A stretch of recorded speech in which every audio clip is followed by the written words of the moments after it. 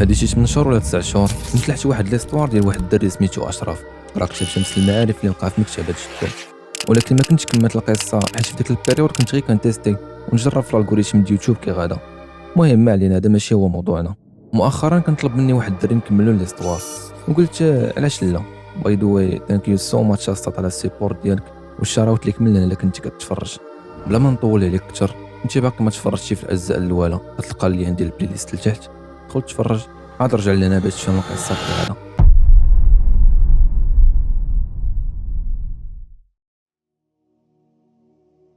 ما عرفتش الصراحه شحال الوقت وانا مغيب، لكن اول صوت سمعت كان صوت الوالده وهي كتبكي.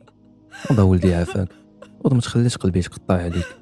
كنت مخلوع، جبت النفس بواحد الطريقه بحال كنت غارق في شي بير وشي واحد جبدني منه. دورت وجهي جهه الشرجمه وبان لي الضو ديال الشمس ضارب في الخاميه. حنيت راسي باش نشوف شنو هاد البروده اللي حاسس بها، ولقيت حوايجي عامرين دم. سولتني الوالده واش دابست مع شي واحد البارح. حاولت نطمئنها وقلت لها بلي راه ما وقع والو، راني غير عفت كيف العاده. هزات صباع لجهتي وسولتني وهاد الشي من جا، شنو وقع لوجهك. ما فهمتهاش علاش كتهضر. فنت للطواليط وانا بالسيف باش قاد نحرك رجلي. شفت في المرايه ولقيت وجهي كله منفوخ ولونه ازرق. شنو وقع لي يا ربي؟ حيدت التيشيرت وتبلوكيت في بلاصتي. حمي كامل كان زرق وعامر بلي طراز ديال الضرب، بحال دخلت فيا شي طوموبيل. ما قديتش نزيد نصبر اكثر وضربت المرايه بحال رجلي حتى تهرست. حاولت نكالمي راسي شويه وقلت في خاطري ما كاين لاش نقول للوالده شنو وقع بديك الليله. خرجت من الطواليت وهزيت التليفون باش نصوني على الشيخ موحى، ولكن ما كانش كيجاوب كاع. بالتالي صونيت على يوسف وعاودت له شنو وقع ليا. جاوبني باللي الجنون بداو ينتقموا مني وباللي ما غاديش يخليوني حتى نحماق ويديو لي عقلي. يوسف بدا ينصحني بشي حوايج نديرهم، وسالا هضرتو بخاصك تبقى في الدار وما تخرجش كاع حتى نهار الخميس، واللي كان هو النهار فين غنتلاقى مع داك الراجل من الخميسات. جا النهار الموعود، دخلت دوشت دوشه خفيفه، لبست الكندوره وجلست نستناهم يوصلوا. الصراحه بسبب ديك الليله فقدت السمع في وحده من ودني، ولكن ما بغيتش نقولها للوالده باش ما تزيدش تخاف عليا. مع الخمسه د العشيه تقريبا غيصوني التليفون، وكان يوسف اللي كيهضر. خرج برا غتلقانا في راس الدرب. خرجت لعندهم وتفاجأت بالطوموبيل اللي كيسوق هذاك الراجل.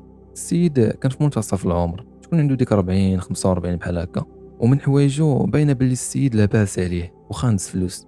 يوسف كان ريح جنبه في الطوموبيل، ومن وصلت لعندهم نزلوا، وكالعاده يوسف غوت بديك الطريقه المستفزه ديالو.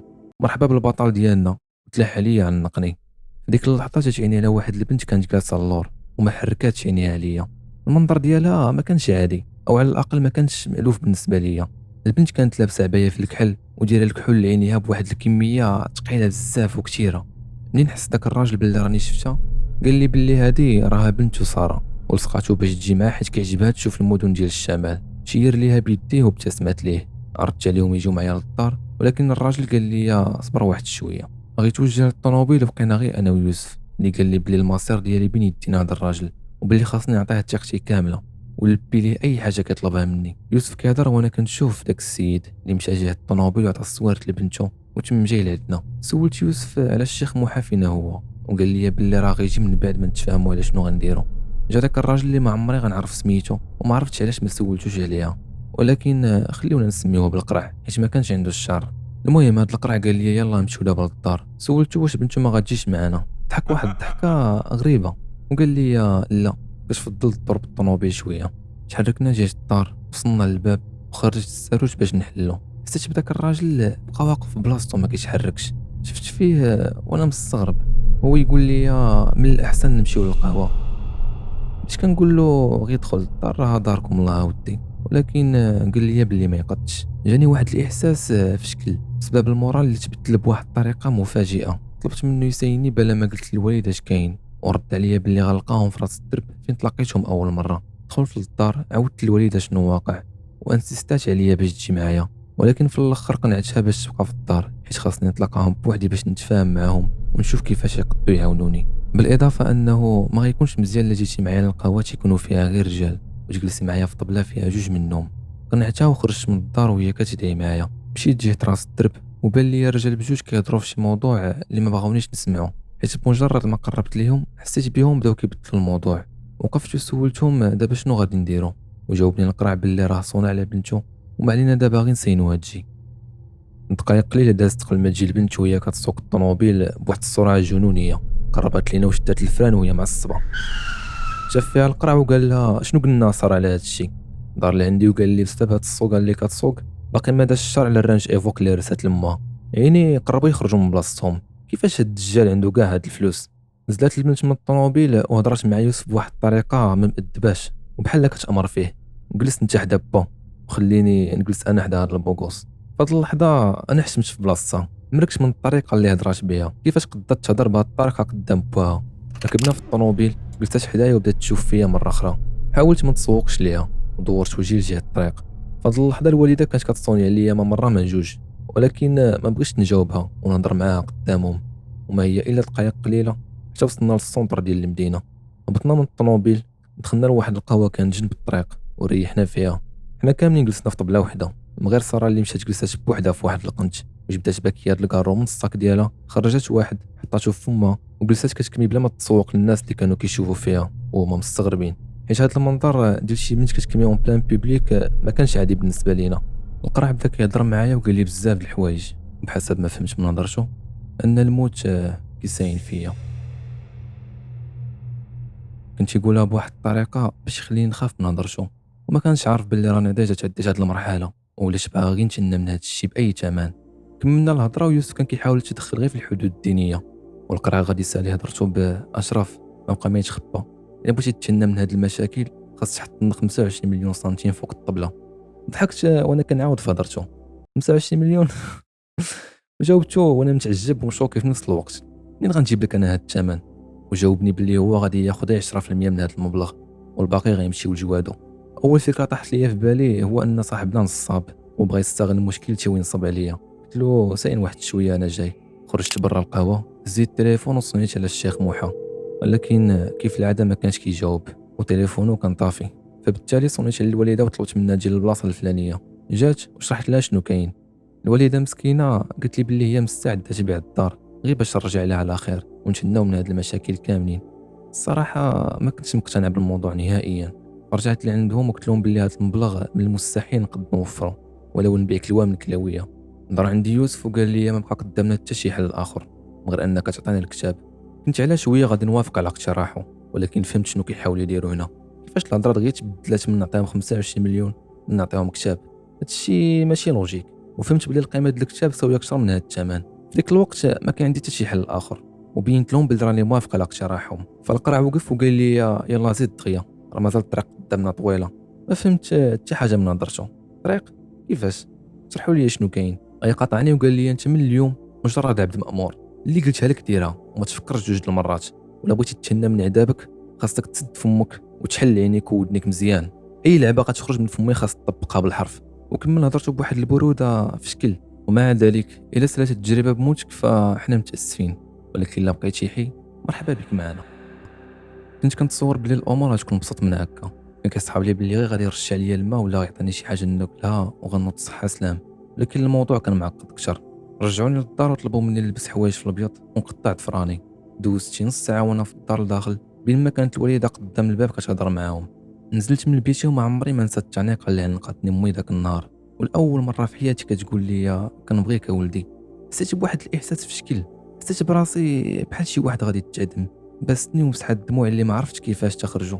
حطات لي 1000 درهم في يدي بلا ما تنطق حتى شي كلمه اخرى وسدات الباب ورانا. وفي اول خطوه غندير سمعت الغوات جاي من ورا باب الدار. بغيت نرجع ولكن منعوني وما خلاونيش نمشي. ما عرفتش علاش حسيت باللي هذه غتكون اخر مره غنشوف وجه امي. بقيت كنشوف في الحيوطه والزناقي ديال الحي وحتى الجيران بحال هذه غتكون اخر مره غنشوفهم في حياتي. وصلنا للطوموبيل ولقينا بزاف ديال الدراري الصغار دايرين بها، ساكن ما عمرهم ما شافوا بحال هاد الطوموبيلات في الحي. ركبت وما عرفتش راسي فين غادي. خرجنا من المدينه وتحت فينا ما نطق بشي كلمه. وانا كنشوف في الطريق والناس سولت يوسف واش غادي ندوزو على الشيخ موحى. جاوبني باللي غادي يلحق علينا غدا البلاصه فين غاديين. سولته وفين غاديين؟ قال لي ماشي مهم تعرف دابا. فهاد اللحظه بان لي راسي بحال مخطوف. بديت كنشوف في البلاكات اللي كاينين في الطريق باش نعرف راسي فين غادي، ولكن حتى دوك البلاكات ما بقاوش يبانوا ليا. القرع هرس هاد السكات وسولني على قصتي وكيفاش طحت في هاد المشكل. عاودت له القصه كامله من ا حتى لزيد وبلا ما نخبي عليه حتى حاجه هاد المره. ومن عاودت له على شنو وقع ليا مع بقاء قال لي شي حوايج غريبه، منها باللي غادي نتلاقى بهم اليوم. بين من غنتلاقى وشكون هادو ما كنت فاهم حتى حاجه من هضرته. خرجنا من المدينة وتحت فينا مهضر مرة أخرى. كنت متوجس من بنته سارة حيت كانت كدير شي حركات ماشي طبيعية. حسيت باللي الوضع ديالها تفس من الوضع ديالي. ومن بعد ساعات طويلة وحنا شادين الطريق جانا الجوع، ووقفنا نقرا حدا واحد المطعم كيقدم مختلف أصناف اللحوم المشوية. قلت في نفسي باللي هذه الفرصة المناسبة باش نسول شي واحد على فين أنا، ولكن يوسف ما تحركش كاع من جنبي. بقى لاصقني من هبطنا من الطوموبيل، وفهمت من حركاته باللي ما بغاونيش نهضر مع الناس.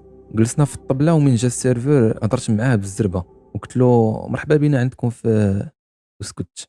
وهو يكمل هضرتي بتلقائية وقال لي مرحبا بكم عندنا في تاوليرت. يوسف والقرع قربوا يطردقوا عينيهم فيا وبحال بغاو يقولوا لي محاولة ذكية درتي. كملنا الماكلة ونط باش نخلص، وهو يسولني القرع فين غادي. قلت له غادي نخلص الماكلة اللي كلينا. وهو يرد عليا بواحد النبرة صارمة، رجع لنا كيفاش تخلص؟ انا ما كنخلص والو. استغربت من هضرته وخرجنا من المطعم. القرع سلم على السيرفور وما عطاه حتى درهم. انا عرفت باللي هذا القرع ماشي شي واحد عادي وخاصني نضرب له 1000 حساب. ركبنا في الطوموبيل وبدينا كنهضروا في اي حاجه طيح على بالك. ساره بدات كتهرس في الحواجز اللي بيناتنا، بدات كتسولني على سميتي وفين كنقرا. بنت لي ظريفه في الحقيقه، عكس النطيبع الاول اللي ديتو عليها.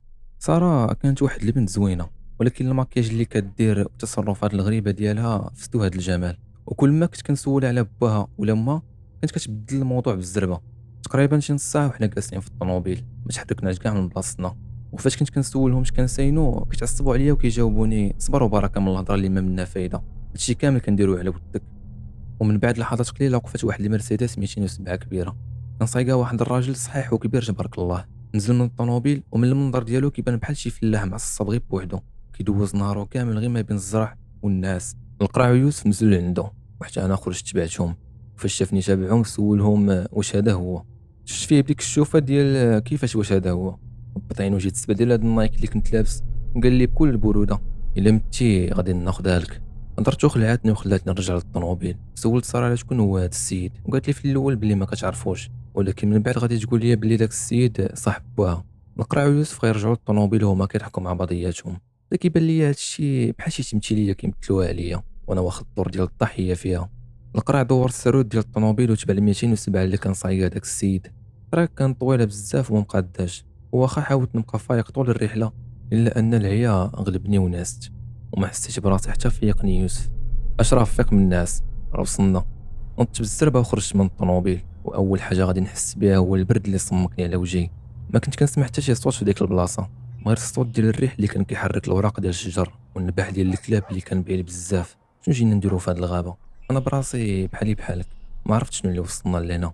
كنت كنظن في الاول باللي غادي نمشيو غير شي ضريح صوفي بحال ضريح بويا عمر، ولكن مره اخرى افكاري خانتني وجابوني لهاد البلاصه اللي فيها غير الخلو ما كيبان فيها والو بسبب الظلام اللي طاح عليها. ومع ذلك كنت باقي مانسيستي باش نكمل الطريق وخا يوقع اللي وقع.